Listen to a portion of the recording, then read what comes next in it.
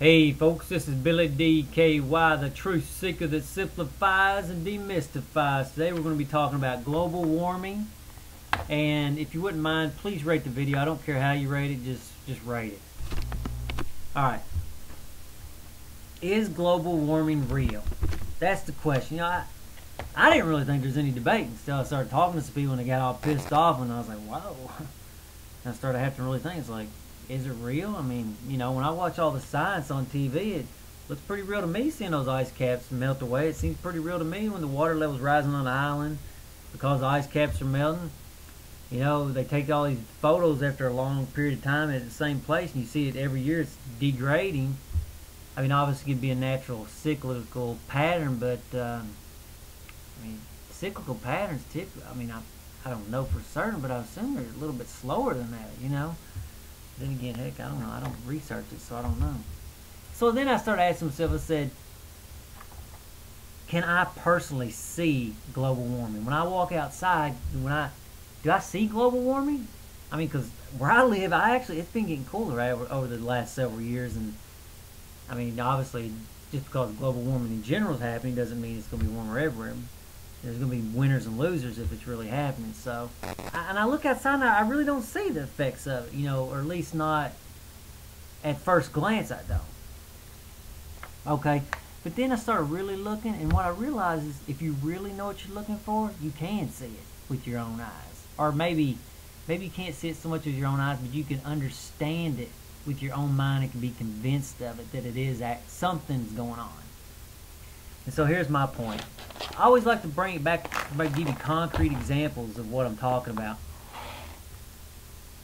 Here's what I do know, because I was talking with my buddies, and he got pissed off when we was talking about it. He's like, it's a scam, it's just making money, it's all it is. And I was like, then I started really thinking, I was like, is it? And I said, then I come to realize that there is consequences for actions. For example, do you think there's no consequences for me eating that? I think there's consequences. Anytime you indulge in pleasure-seeking, egotistical things, there's negative consequences. So notice what happens.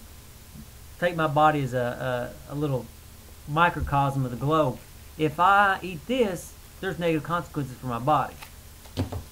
Likewise, if I eat something plain and natural, and this is not a commercial, this is unroasted, unsalted almonds.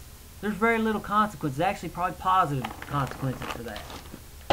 So if I eat the one, and likewise in global warming, when we indulge and we have to have all these creature comforts like AC and stuff like that, that's indulging in this. We ain't dealing with, we don't want to deal with reality. We want to be endless pleasures. We don't have to deal with anything.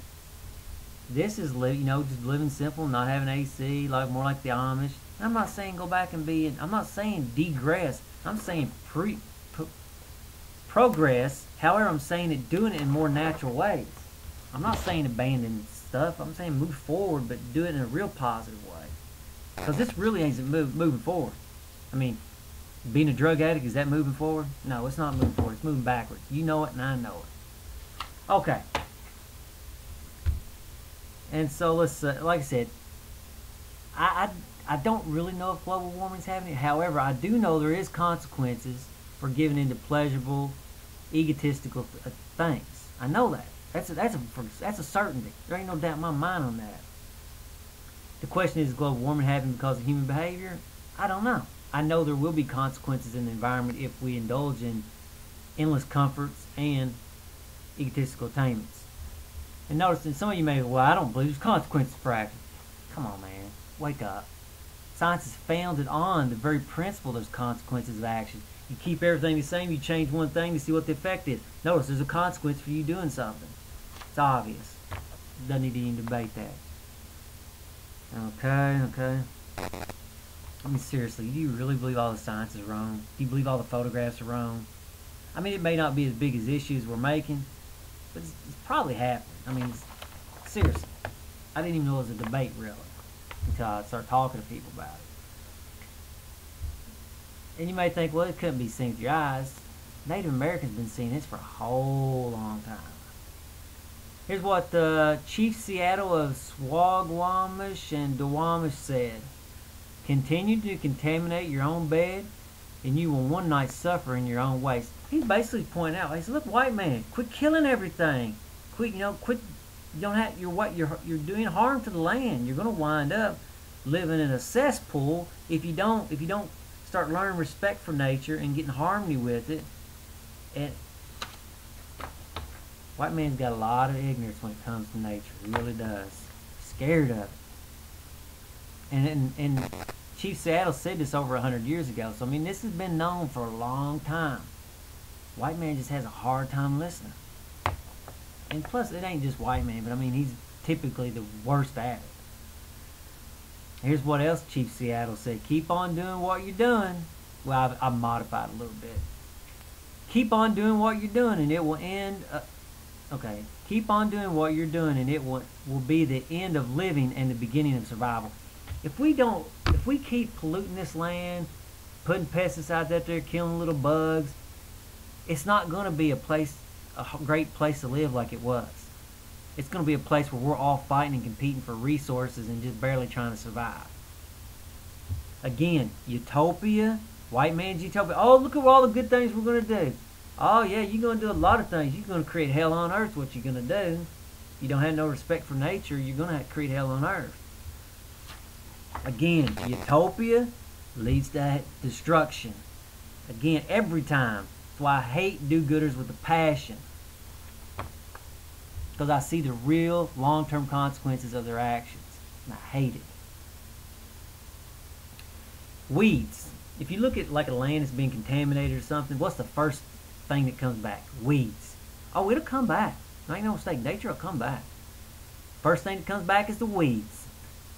Likewise, if we keep polluting the land and killing off little bugs like the bees, and you have that beehive collapse thing going on. And I don't know if let me just make sure. Yeah. We keep doing that. I mean, first thing that's going to come back is mosquitoes. Bugs we don't like. Ticks. They'll probably be the first thing to come back. It just seems to be the way it is. I don't know. Somebody said this to me the other day, and I never really thought of it. When I was a kid, we caught lightning bugs by the jar full. When we was kids, it's like every night, it seemed like. I don't even see a lightning bug hardly anymore. Maybe one or two here and there. I mean, it's a rarity that I see a lightning bug. And I started thinking, well, maybe that's a consequence of global warming. Somebody pointed out it's probably due to the pesticides, which I was like, yeah, that's probably really what's going on. And notice that's just the bugs you see. That's not the bugs that you never were aware of anyway when you were a kid. That's just the ones that are completely obvious, like a billboard. I'm here, I'm here, I'm here, I'm here. The other bugs aren't giving you billboards saying I'm here. Again, we need to really change our ways and learn to live simple. I don't really like, people say, oh, you need to change your light bulb. Come on, folks, that's pitiful. That's so small.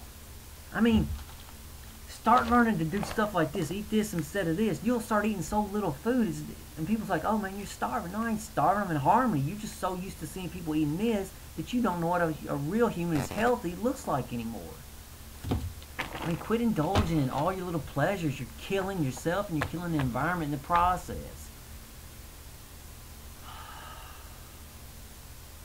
Alright.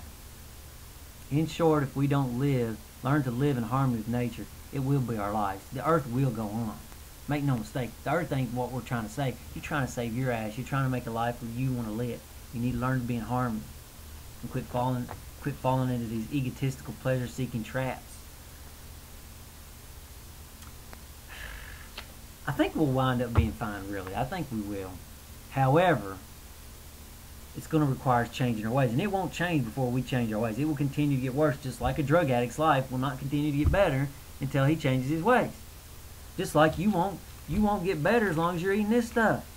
You're only going to get better once you start eating stuff that's plain, simple, and natural. You ain't going to get healthy. Period. Don't delude yourself. This is going to run over to a second video, and I think it'll just be 2 videos. Yeah, I'll probably just do 2. Chernobyl. Chernobyl, we all had the nuclear disaster there, nuclear plant overheats or melts down, whatever.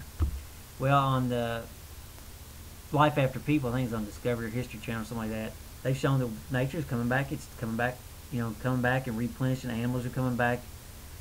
So it will heal itself if you let it, but it's not gonna.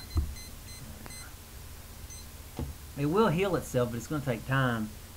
And well, anyway, I'll stop there and I'll pick it up on the second video. The second video, if you go down to the video response, there'll be a second video, or if you're on my station, there will be a playlist. So continue on to the second video, folks.